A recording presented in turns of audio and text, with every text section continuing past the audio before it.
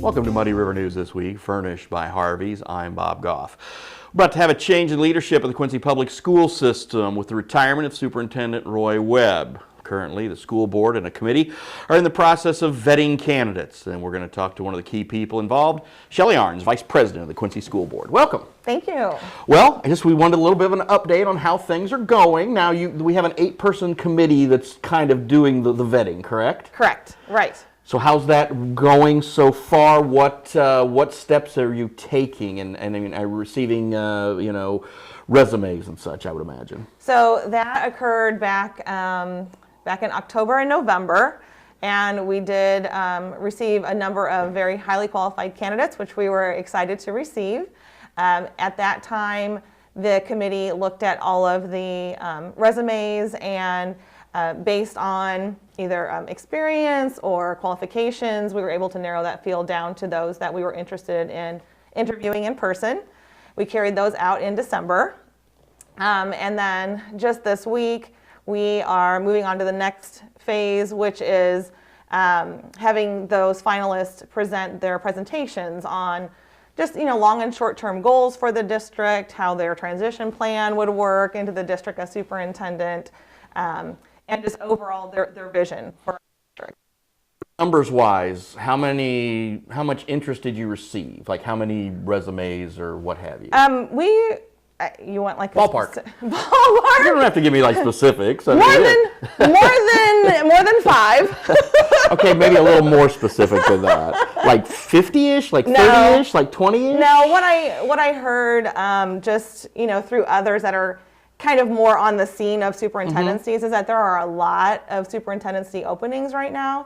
And I think if people aren't really already interested in the area, they maybe didn't apply outside of their area because they would have something probably more locally available to them. So we, between 5 and 10 applicants is what we were. And so then you whittled it down to how many? Yeah, 4. Okay. And then are you at 4 now, or you're going down a little more? No, we've whittled down a little further than that. Okay. And so we're getting to that finalist stage. Our board members do want a chance all to meet with the finalists before we would make a recommendation and a final decision, because that is the board's one job. Are you, and in the process of doing this, the committee, I assume the board and the committee are both involved. Are you broadening that pool a little bit to have finalists talk to more people, or are you just keeping it in-house? Everyone on the search committee obviously has met with all of the candidates that we've interviewed, and then board members. And we will also probably widen it to some central office directors and things like that to get them. They work most closely with the superintendent, so we want to make sure to get their input and just to get as many viewpoints as possible. You mentioned many superintendent openings. The last 2 years not been easy for anybody, but particularly schools and particularly school administrators. So I think it's pretty easy to see why there are a lot of openings right now. That could be a little bit of it as well. I don't think Quincy did anything bad. No, I think right. It was just that everybody, a lot of these superintendents, like, man, it's time to. And I feel like it's across several employment places. It's not just education alone. I think a lot of people are just thinking, I want to do something else, try something else, and they think this is a good opportunity to do that.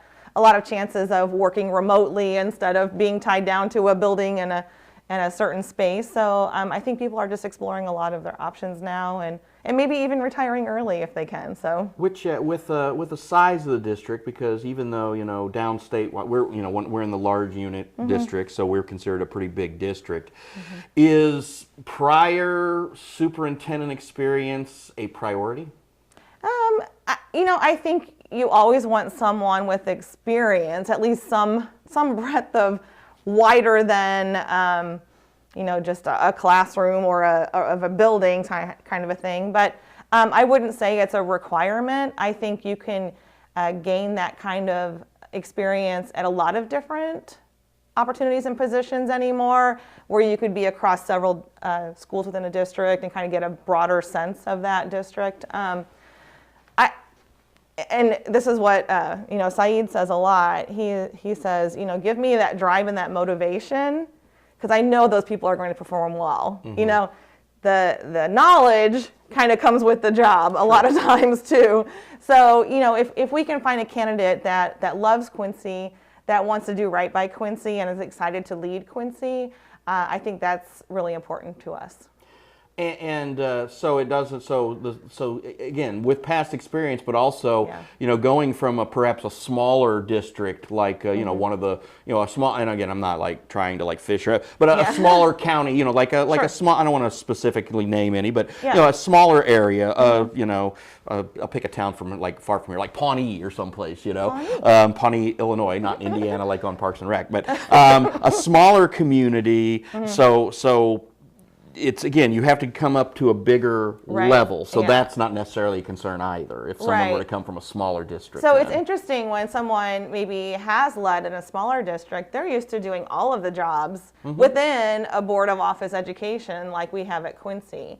So it's a different mindset that they come into, where they have all of the knowledge, but they have to share that with other people actually, doing that job instead of them.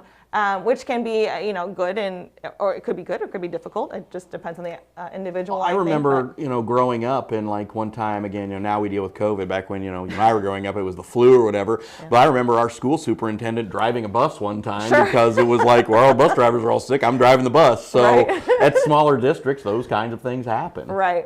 And I think I like that kind of candidate that's willing to do anything. I think Roy probably ended up doing some of that in his old district. Yeah, Canton, probably so. Probably. But I think that when you, in looking at the trying to bring someone in who, it's tough to find that fit. And, we've had, superintendents over the past, some have been really good, some have been but, the last few years, Roy's had a really good positive approach with everything in the district to try to find somebody to, we have to at some point get past COVID. We have to at some point get past Omicron, whatever it is. We have to get to the point where, we may always have to live with it like we live with the flu or whatever, but again, I think while this consumes so much of our lives and so much of the school process right now, at some point, you're going to have to find somebody with some vision to say, okay, we're moving on, we're living with it, it's a daily, regular thing, this is how we're going to do it. And I think that kind of vision is something you guys are really going to be looking for.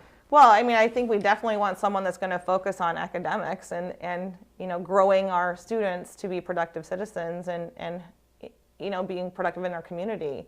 I'm all for moving past COVID. Right. Aren't we all? And I don't think we should allow that to stand in the way of education. I don't think it does. I think for the teachers day in and day out, they're plugging away and they're doing their best and they're doing such a fine job.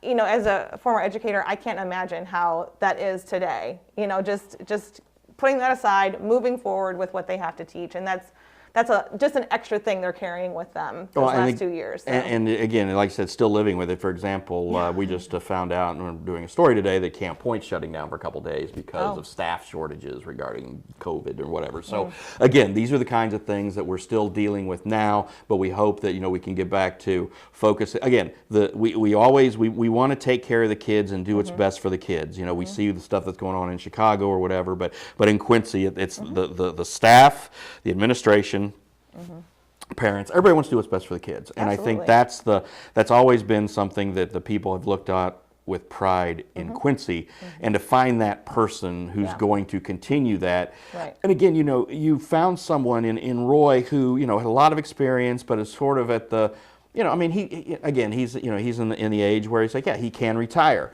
But now to find someone, I can't remember the last time that we've had a superintendent who stuck around for 10 years. That's exactly the kind of thing that I've been talking about too, is I would like to see someone that can provide us some longevity, just because that consistency is reassuring, to the community and to the teaching and the staff as a whole. So I think that's definitely something that's attractive as well. And when when they come in, I guess let's talk a little bit about the timeline. Obviously Roy's here till June, and do you have a timeline when you want to make the announcement? Yes. What is that timeline to make that announcement? Can you tell me what that timeline is? I personally would like to have that decision made by the February board meeting. Wow. only because I know, like I said, as an educator, it just provides one more thing that's uncertain for our teachers and our staff. And I think that would, give some peace of mind that, we do have someone ready to take over when Roy is done in June. And I think that's just, something that they can kind of take off their worry plate.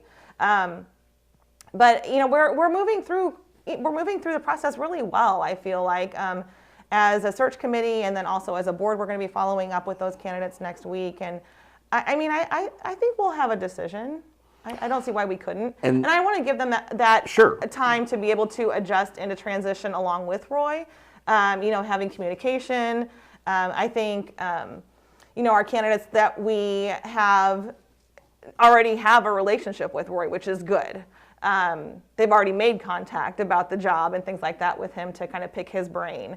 So, that's good that there's already that communication and that respect there. And then, that person, they're going to have to then, make, when the announcement's made, then it's like they have to tell their old district, and then, right. Which is, it's obviously it's going to be a big public thing, so they're going to Correct. let their district know, so there's that transition phase. Correct. And all that stuff has to factor in.